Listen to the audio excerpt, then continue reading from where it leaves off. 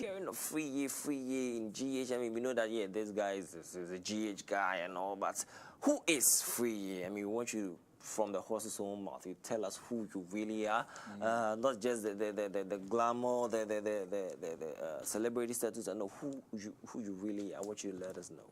Well, Friyie is a young artist from Toronto. Oh, okay, Toronto, young Canada. Artist from Toronto, based in Toronto but worldwide. Oh, okay, for and I'm Ghanaian from Ghanaian descent. Yes. Yeah, I lived in Ghana for for real? 2 years. Oh, okay. Yeah, so I really love to embrace my culture. So where in Ghana? Where did you live? Where did you live in Ghana before you left for Canada? I lived in Kumasi. Oh, Kumasi okay. Here, right here. Siano for real, man. Yep. Right here. All right, it's really cool. So when did this whole music thing started? I mean, growing up in Canada and all. You know, I always had a passion for music growing up. You know. Okay. I took it serious grade 9 in high school. That's when I decided to really focus on music. dive deep into it. Oh, okay. Yeah, wow. It became a full-time thing for me. Oh, okay. Yeah. Well, I know personally. I mean, I'm a rap fan myself, and I know that rap it takes time. I mean, it's time consuming. You have to plan, you have to read, you have to research, and you have to bring out what the people really want. So I'm kind of wondering, how did you combine that in school? Because school too is important. So all the way up to grade 9, how did you combine the music and the school? Was it tiresome? Was it challenging and all? Can you share that experience with us? Yeah, it was definitely challenging because you have to balance between the two. You know. Oh, yeah. Yeah, and at the time I really couldn't fully do it full time because I had school. Yeah, but homework but stuff. in my mind it was full time because that's all I wanted to do. You know. Oh, okay. So how did your parents react to that? Because I know rappers like Stormzy and Vic Mensa, they had Ghanaian parents, they are of Ghanaian descent, and they're doing it really big. But most of the time, their parents are sort of skeptical with the career choice, which we are going to talk about later on. So, how did your parents see this whole doing rap full-time thing? Were they up for it, or they were all skeptical? Well, at first, like any other parent, you know what I mean? If your son is like making music, just stuck in the room, making a lot of noise, late hours of the night, you're going to be disturbed, right? Yeah, for real. And so at first, they were really, you know, like, just focused on school.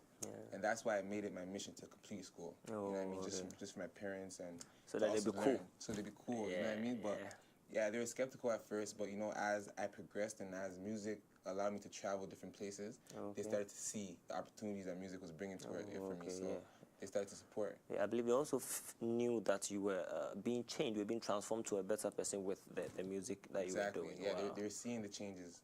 You know what I mean? Because I was getting in less trouble. I was just in the studio, just working, which is a good thing, right? Yeah, it is. Yeah. Parents out there, when your kid wants to do music, don't stop him, man. Music is beautiful. Facts. All right. All right. So I want to know, with respect to rap, I mean, how come you chose the rap genre? I mean, there's rock, there's jazz, lots of music genres. Why rap? Well, I wouldn't necessarily just say I'm a rapper. Oh? Yeah, I wouldn't necessarily say that. I'm an artist. Oh, okay. You know what I mean? So it's a combination of just creating just different vibes, you know? Okay. So I wouldn't really like to limit yourself. To limit myself. I don't have a creative capacity. Oh, okay. So I wouldn't say I'm just a rapper. I'll say I just create vibes. Yeah, but well, predominantly it's rap. I mean, I like to think that's your favorite, right? Yeah, you know, right now that's what's being showcased the most. But I have some stuff in the safe, in the archive. There's some different type of music. You know? That's interesting. Yeah. Okay, so I want to know some of the artists. I mean, you say you're an artist. Yeah. The artists that have influenced your life. I mean, your career choice and even your rap style, your music style. They are veteran artists. We want to know whether you have some particular ones that sort of motivated you. Yeah. It doesn't necessarily have to be that you met them one-on-one, but you listen to them, you watch them, and then you were inspired. Do we have some of those artists that you can mention? Of course. Different periods and times in my life, I had different people I was listening to, you know? Oh, okay. Yeah, at a point in time, I was listening to Lil Wayne. That's all I was listening to. Easy, you know what I mean? At a point in time, 50 Cent, Get Rich or Die Trying. Okay, the album was just fire, man. Yeah, definitely. It was fire. That actually made me, like, hungry. You know what I mean? Really hungry. Yeah. You know? So, I mean, I like to think you were young at that time, and you loved the gangster rap. I mean, your parents probably wouldn't have liked you to be listening to that, but you still did, and it helped you. Yeah, for sure. We had to sneak it, you know? But we did it. We made it happen. Yeah, for real, man. Yeah. All right. So 50 Cent? 50 Cent, Lauryn Hill. Oh, okay, wow. Yeah. Lauryn Hill, Nas. You know, Nas. Tupac had a point in time where, you know, I was going back and learning about Tupac and what he did for the music industry and whatnot. Also just like just being at home listening to like Daddy Lumba. Oh, okay, you know wow. I mean? Like highlight Daddy Lumba. Yeah, like you know the African tunes like Friyie Ponsa, like all those guys. Kojo Entry, you know what I mean? KK Fusu, all those guys like influenced me in different ways, you know, and also just visual artists as well. Van Gogh, the painter. Okay. A lot of different things influenced me to make music and artists that I look up to. Wow, that is interesting. So it means like right now the music you're making could inspire some kids someday. Yeah, and that is that is really commendable. All right, so I want to know, as you were coming up doing music and all, when actually was your breakthrough, when you actually hit mainstream and then people started knowing who you really are? And was it with a particular song? And if it was, what song was it? Well, you know what?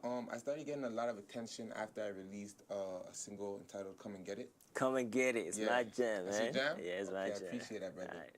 When I released that record, I started to get a lot of recognition. Okay. And with that recognition, I went on to make the Money Team record.